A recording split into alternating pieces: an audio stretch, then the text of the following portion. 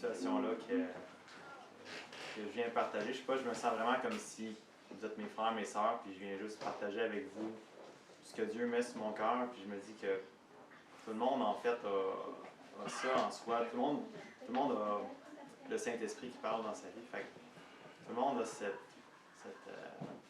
flamme en dedans de lui qui brûle. Puis je dis ça parce que j'ai eu l'occasion de pouvoir parler avec des gens de mon église. On s'est rassemblés en petits groupes ensemble. Et puis j'ai commencé à écouter d'autres personnes qui faisaient juste partager ce qu'ils vivaient avec Dieu, comment le Saint-Esprit leur parlait, qu'est-ce que le Saint-Esprit leur disait.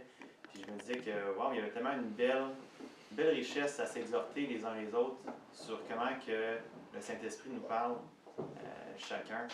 Puis je me dis, je pense que c'est ce que l'Église doit vivre. On doit vivre de pouvoir partager ce que Dieu dépose dans notre cœur les uns avec les autres, pour pouvoir s'encourager, s'exhorter. Puis c'est comme ça qu'on a un certain progrès. Puis c'est comme ça aussi que les dons que Dieu a mis dans nos vies vont éclore. Parce que si quelqu'un a une facilité à enseigner, mais qu'il ne parle jamais, il ne partage jamais à personne, bien, ce don-là va juste rester enterré. Mais au contraire, si entre frères et sœurs, ça devient coutume de partager et puis de juste transmettre ce que le Saint-Esprit nous donne, c'est à ce moment-là qu'entre frères, on peut voir les appels dans les gens, puis justement mettre ça en avant. Sinon, je me dis, combien d'appels ont été oubliés, combien de gens qui n'ont pas pu rentrer dans ça à cause que d'autres personnes ont pris une place tellement grande qu'ils ne voulaient pas entendre les autres autour d'eux. En fait, ce qu'ils ont fait à la fin, c'est qu'ils ont éteint le Saint-Esprit qui voulait s'exprimer dans ces gens-là, mais leur voix était tellement forte qu'on ne pouvait pas l'entendre. Donc, je veux juste vous partager mon cœur, puisque Jésus travaille dans mon cœur depuis les dernières semaines. Je sais que Marc-André a prié, mais j'aimerais ça juste prier encore une fois, juste pour que le Saint-Esprit vienne. On ne prie jamais assez, hein, fait que je veux juste prier. Saint-Esprit, viens parler à mon cœur. Je te prie que tu viennes être ce consolateur, cet assistant, ce représentant de Jésus dans nos vies. Quand Jésus est parti, il lui a dit, je vous envoie le consolateur qui va être avec vous tous les jours. Eh bien, Seigneur, je te prie qu'on puisse reconnaître le Saint-Esprit comme étant ta présence en nous, qui nous parle, qui nous guide, qui nous corrige, qui nous instruit, puis qui nous amène à marcher dans tes voies, Seigneur. Donc, je te prie que le Saint-Esprit soit bienvenu ici, qu'il puisse être libre de parler, qu'il puisse être libre de passer à travers moi, mais de passer dans vos pensées, à travers vos pensées, puis qu'il puisse venir toucher vos cœurs. Dans le nom de Jésus. Amen. Bon, je vais commencer par vous lire un passage. Donc, Philippiens 4, 6 et 7. Je vous le lis. Ne vous inquiétez de rien, mais en toute chose, faites connaître vos besoins à Dieu par des prières et des supplications, dans une attitude de reconnaissance. Et la paix de Dieu, qui dépasse tout ce que l'on peut comprendre, gardera votre cœur et vos pensées en Jésus-Christ. Je vais juste répéter la fin. Là. Et la paix de Dieu, qui dépasse tout ce que l'on peut comprendre, gardera votre cœur et vos pensées en Jésus-Christ. Quand je regardais ça, je voyais la paix de Dieu qui venait vraiment garder nos cœurs et nos pensées en Jésus-Christ. Et je me demandais, à partir de là, est-ce qu'on a... si on a ça, on n'a pas besoin de beaucoup plus. Parce que si nos pensées et notre cœur est en Jésus-Christ, qu'est-ce qu'on peut manquer? Notre cœur est à la bonne place, nos pensées sont à la bonne place. Donc, je voyais vraiment que dans ce qu'on parle ici, la paix de Dieu, il y a quelque chose, qui est une clé pour vivre notre vie selon la pensée de Christ. Et puis, je trouvais ça drôle parce que quand on parle de nos pensées et notre cœur, c'est tellement ça qui va faire dévier tout notre corps tout entier. Je donne un exemple. Quand on n'a pas la paix, je réfléchissais au fait que, admettons, quand on est endetté, les gens qui sont endettés. Je me demandais qu'est-ce qui est le plus dommageable. Est-ce que c'est la dette elle-même ou bien c'est l'anxiété qui vient avec? Toute cette espèce de déchirement intérieur qui vient avec l'angoisse de manquer et tout. Donc, juste comme exemple, OK? Pour montrer à quel point c'est ce qui se passe à l'intérieur souvent qui va déterminer les conséquences plutôt que ce qui se passe. Il y a beaucoup de personnes qui sont anxieuses financièrement, qui sont même endettées.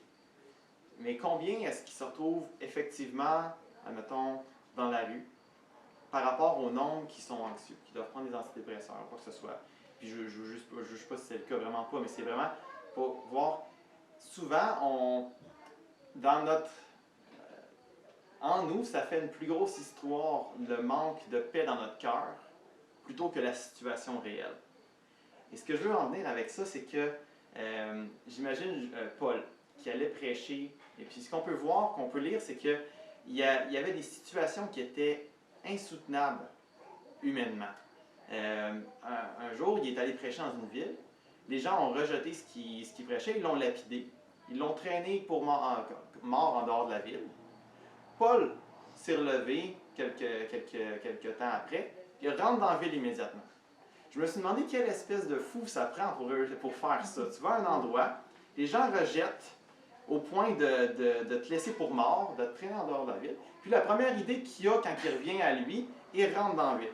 Je me dis, il y a quelque chose dans son cœur, il y a une paix qui vient surpasser toutes les pensées humaines, tout le bouleversement de cœur qui vient transcender tout ça. Donc, c'est cette paix-là. Et puis,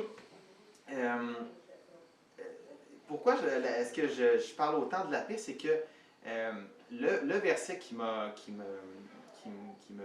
tourmentait, mais qui me revenait toujours en pensée, c'était Jean 14, 27.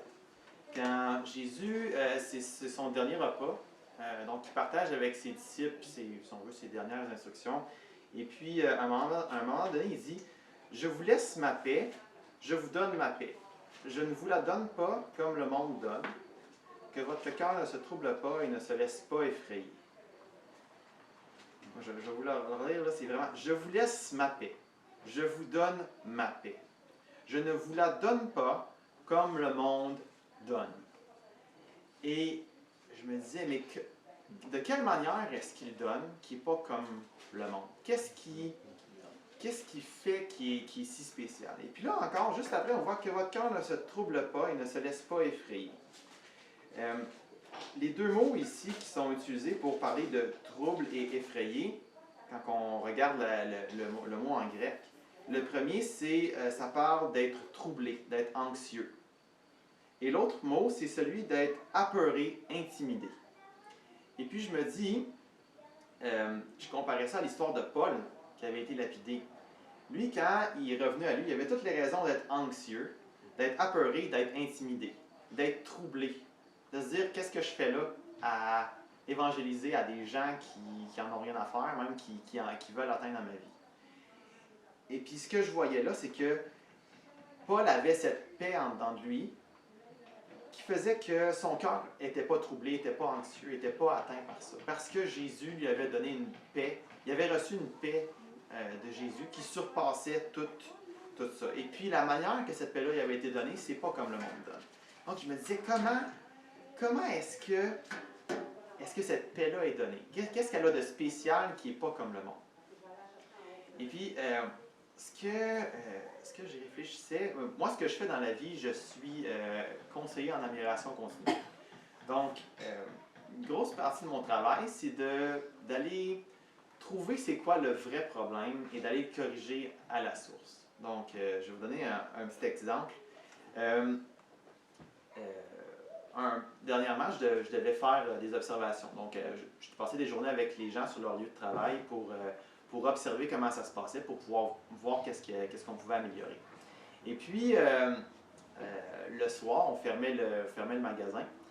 Et puis, on arrive à une porte qui est adjacente au garage. Donc, la porte, elle ferme mal. On l'entend, elle claque, puis elle rebondit à la fermeture. Donc, la personne avec qui j'étais, qui était habituée, a dit « Ah, cette porte-là, elle ferme mal, je vais te montrer comment on fait. » Donc, fallait fermer une grille à l'intérieur et puis il fallait fermer la porte. Donc, il fallait être deux. Donc, un qui poussait dans la porte pour pouvoir la verrouiller, puis l'autre à l'intérieur qui pouvait fermer la grille.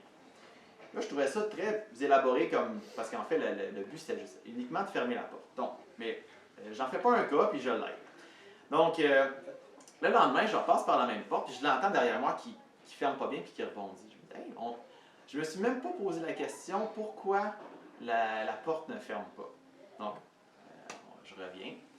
Là, je regarde le contour de la porte, je regarde en bas, je vois qu'il y avait une roche. Donc, ça faisait une semaine qu'il n'avait pas balayé le bas de la porte. Fait qu'il poussait dans la porte à tous les jours. Il fallait qu'il soit deux pour pouvoir barrer la porte parce qu'il n'avait pas réglé à la source. Puis je voyais vraiment que la manière que le monde souvent règle les problèmes, c'est qu'ils vont développer des belles techniques, des beaux moyens pour venir corriger un problème. Mais Jésus, lui, il vient enlever la roche dans la porte, plutôt que d'installer un système qui pèse plus fort sur la porte. Et puis, je voyais vraiment que c'est comme ça que Jésus donne, mais pas comme le monde donne. Il donne d'une manière qui vient régler le problème à la base. Quand Paul s'est fait jeter en dehors de la ville, la manière humaine qu'on aurait pu concevoir que Jésus aurait réglé la situation, c'est « Ah ben je vais envoyer une armée d'anges avec lui pour qu'il puisse rentrer dans la ville puis être protégé, tout ça. » Mais non, le Saint-Esprit à ce moment-là, il est venu vraiment donner une paix, qui est venu corriger à la base de la racine de tout ce qui aurait pu être de peur, d'anxiété, d'intimidation. Il est venu régler ça à la base avec sa paix. Puis cette paix-là, une fois qu'on l'a, il n'y a rien qui peut ébranler. Il n'y a pas une armée d'anges qui va pouvoir avoir cet effet-là, parce que si Dieu avait envoyé une armée d'anges pour rentrer dans la ville avec Paul, la minute que l'armée d'anges s'enlève, Paul est toujours au dépourvu, son cœur n'est pas transformé, il n'a pas été touché par Jésus. Mais à ce moment-là, mais c'est pas comme ça que Dieu agit. Et puis, c'est drôle parce que je voulais comparer, mettons, comment le monde réglerait certains problèmes, puis comment Jésus réglerait certains. Par exemple, si on a peur dans le noir, nous, dans le monde, on va être une veilleuse, on va allumer la lumière. Mais Jésus va aller régler le problème à la base. Il va donner cette paix-là, qu'il n'y a rien qui va pouvoir nous arriver. Si on a peur des araignées, je suis plate que Chantal ne soit pas là, ben nous, on va écraser l'araignée. Mais, Jésus va aller donner cette paix-là, qui règle cette anxiété-là à la base. Puis on n'a pas besoin, parce que qu'est-ce qui arrive si l'araignée est trop haute pour être écrasée? On peut plus, le monde est limité, mais Jésus vient régler à la base. Puis c'est la même chose aussi quand on a peur de manquer, quand on a peur de manquer d'argent, quand on est anxieux à la fin du mois, la solution du monde, ça serait Dieu devrait te faire gagner la loterie, tu n'auras plus de problème comme ça. Mais non, en fait, parce que même ceux qui gagnent la loterie à la fin peuvent encore vivre la même angoisse de manquer d'argent à la fin du mois. Il n'y a rien qui a été réglé. Tandis que Jésus, lui, il vient mettre en nous cette paix-là qui va s'occuper de nos besoins et qu'on n'a pas à s'inquiéter. Fait que c'est pas du tout comme le monde agit. Et puis, le monde va vraiment... ça va changer notre perception de l'amour de Dieu à la fin. Parce que l'amour de Dieu, on peut le concevoir, si on le conçoit avec un cœur qui est comme le monde, on va concevoir l'amour de Dieu comme on aime Dieu parce qu'il nous donne quelque chose en retour. Puis c'est subtil, puis on se fait tout avoir, je vous dirais, un petit peu, parfois avec ça. On aime Dieu, mais en fait, on l'aime parce qu'on se dit qu'il va peut-être nous guérir. On se dit qu'il va faire quelque chose pour nous. Mais si on regarde dans l'autre sens, comme la manière que Dieu nous aime vraiment d'une manière qui est désintéressée, parce qu'il n'y a pas de gain à nous aimer, il n'y a rien à retirer de nous, Dieu à nous aimer. Mais il nous aime au point d'envoyer son Fils mourir pour nous, mais il nous aime, mais il n'y a absolument rien à retirer. Puis quand on commence à aimer Dieu d'une manière qui est désintéressée, de peu importe ce qui va arriver, comme Paul qui disait que je sois dans la pauvreté, dans la richesse, dans l'abondance, dans le manque, peu importe, j'ai tout ce qu'il faut, j'aime Dieu, peu importe comment que ma vie va être, je suis tellement comblé, j'ai tellement reçu de Jésus, pas comme le monde donne, mais comme Jésus donne. À la fin, je suis pas en manque. Puis c'est ça le contexte de je peux tout par celui qui me fortifie.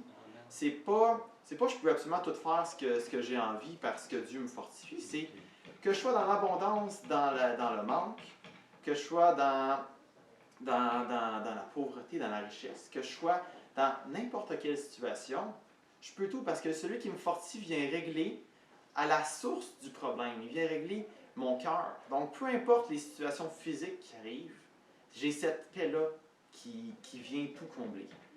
Et puis, c'est spécial parce que quand on regarde l'Évangile, c'est ça qui arrive.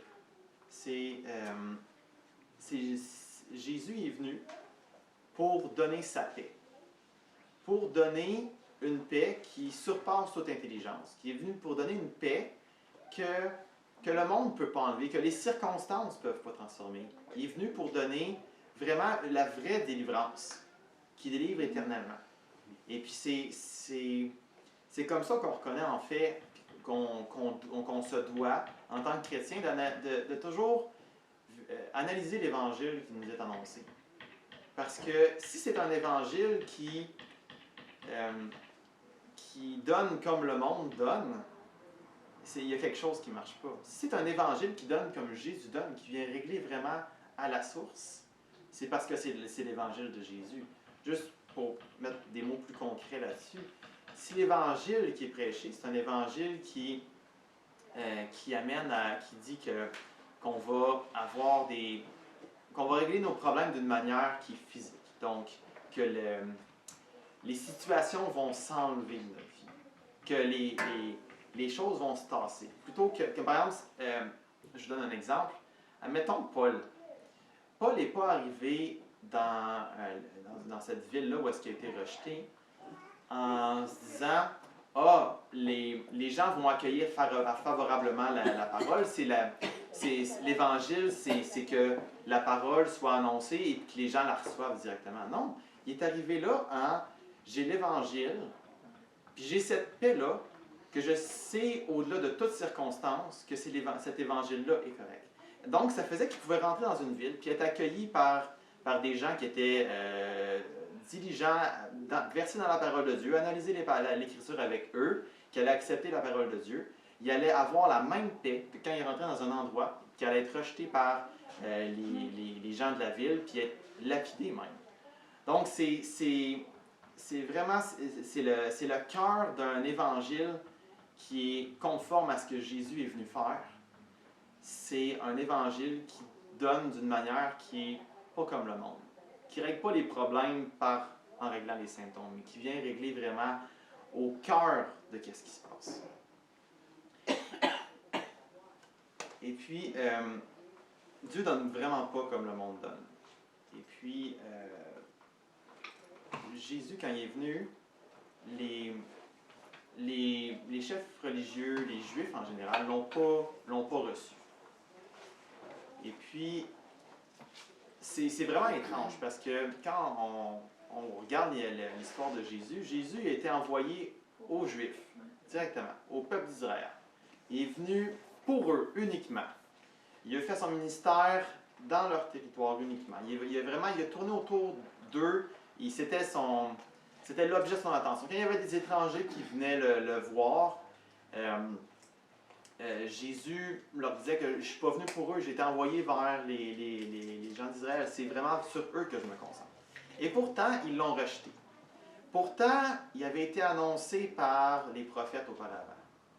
La place était préparée. Jésus accomplissait les prophéties une après l'autre. Mais pourtant, les Juifs ont été aveuglés. Et puis, une des raisons, je vous dirais, pourquoi ils ont été aveuglés, c'est qu'ils s'attendaient à recevoir un Messie comme le monde enverrait un Messie. Ils s'attendaient à ce que Jésus vienne comme étant une autorité politique, un chef militaire, qui allait les délivrer de ceux qui avaient envahi le territoire à ce moment-là, qui étaient les Romains. Ils pensaient vraiment ils pensaient vraiment que comme le monde pouvait l'imaginer, ça allait être quelque chose de puissant, physiquement, qui allait venir les délivrer, puis qu'à partir de maintenant, ils allaient vivre dans une paix sociale relative. Mais pourtant, ce que Dieu a envoyé, le plan de Dieu pour sauver l'humanité, c'était d'envoyer un humble serviteur, quelqu'un qui est venu laver les pieds de ses disciples. C'est quelqu'un qui il a envoyé l'agneau. C'était le lion. Il savait avec quelle autorité il marchait, mais il est venu comme un agneau. Il est venu être sacrifié, il est venu mourir. Au lieu de venir tuer, il est venu éliminer les envahisseurs, il est venu, lui, pour donner sa vie en sacrifice pour sauver l'ensemble de l'humanité. Et puis, si les Juifs ont manqué le Messie, c'est parce qu'ils s'attendaient à ce que Dieu donne comme un homme, qu'il donne comme le monde. Et puis Jésus, c'est ça qu'il affirme quand il dit « Je suis venu vous donner, mais pas comme le monde donne. Je suis venu vous donner ma paix. » La vraie paix, celle qui fait qu'on peut avancer avec assurance, puis que peu importe ce qui va arriver, comme circonstance extérieure, la fin de l'histoire, c'est quand même que Jésus est triomphant dans notre vie, puis qu'on finit avec lui pour l'éternité, puis que notre âme est sauvée. Au-delà de ça, le reste, c'est secondaire. Et puis, c'est ça que juste pour renforcer ça, quand on lit dans la Bible que... je vais le trouver ici. Que Dieu est venu pour Jésus est venu pour donner la vie à ses brebis, pour la donner en abondance. L'abondance, selon le monde, ça va être une prospérité matérielle, une sécurité matérielle qui fait que tout est correct, qu'on vit un confort. Mais c'est tellement faible parce que si c'est ça vraiment la vie en abondance, la moindre circonstance extérieure qui va venir va tout venir démolir ça. Mais quand Dieu parle qu'il a envoyé la vie en abondance, c'était vraiment cette paix-là. Cette paix-là qu'il donnait, qui était inébranlable par rapport aux circonstances extérieures. C'était pas une paix qui reposait sur les possessions, sur à quel point tout était stable. Si on regarde Job, il y avait tout ce qu'il fallait, il y avait la vie en abondance. Puis à la fin, peu importe si toute cette abondance humaine il a été enlevée, il a décidé de glorifier quand même Dieu. Parce qu'il y avait, même lui, déjà à ce moment-là, il y avait une paix en dedans de lui qui faisait qu'il ne pouvait pas se révolter contre Dieu. Il sentait tellement la magnificence de Dieu qu'il se disait, peu importe ce qui arrive, Dieu est Dieu, Dieu est merveilleux, puis il n'y a rien qui va pouvoir me faire dire autre chose. Je ne blasphémerai pas contre Dieu, parce que je le reconnais comme qui. Peu importe les circonstances. C'est pas conditionnel aux circonstances, c'est vraiment ce qui se passe à l'intérieur au niveau de cette paix-là qui compte. Amen.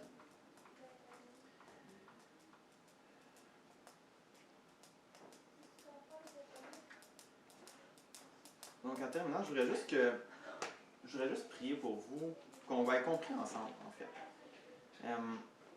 Pour qu'on ne puisse pas passer à côté de ce que Jésus est venu faire. Qu'on ne puisse pas passer à côté comme les Juifs ont passé à côté, en étant aveuglés par... Comment je peux dire ça? Les Juifs ont été aveuglés parce qu'il y avait une préconception, il y avait une attente que Dieu allait régler le problème qu'ils vivaient à ce moment-là d'une certaine manière. Et puis cet aveuglement-là les a empêchés de saisir ce que le Dieu de l'univers avait comme plan pour sauver l'humanité. Et puis, je veux juste vous encourager à ne pas être aveuglé en déterminant d'avance comment Dieu va régler les situations dans vos vies. Si vous vivez quelque chose de particulier et puis que vous vous dites Dieu va régler cette situation-là, et puis que vous avez déjà le scénario en fait, mais mon cœur serait meurtri que vous passiez à côté de ce que Dieu a pour vous parce que vous attendez autre chose. Il y a l'histoire classique de la personne qui est en train de se noyer, et puis qu'un bateau passe à côté. La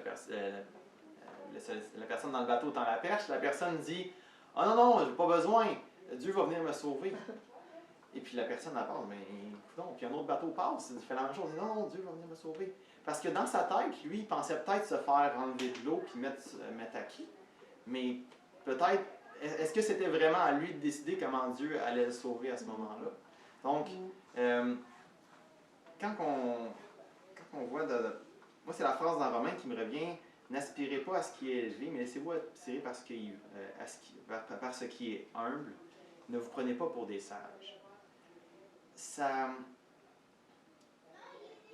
Si les Juifs avaient pu saisir toute la puissance qu'il y avait là-dedans, de ne pas aspirer à ce qui est élevé, mais qu'au contraire se laisser attirer par ce qui est humble, ce qui est simple, se laisser attirer par cette personne qui était Jésus, qui est venu mourir pour les autres, qui n'avait rien fait, qui est venu juste d'une manière humble devant les autres, qui n'était pas là qui n'a jamais cherché à tasser les chefs religieux pour prendre une position plus excellente, il était juste là avec les gens qui étaient rejetés par les religieux.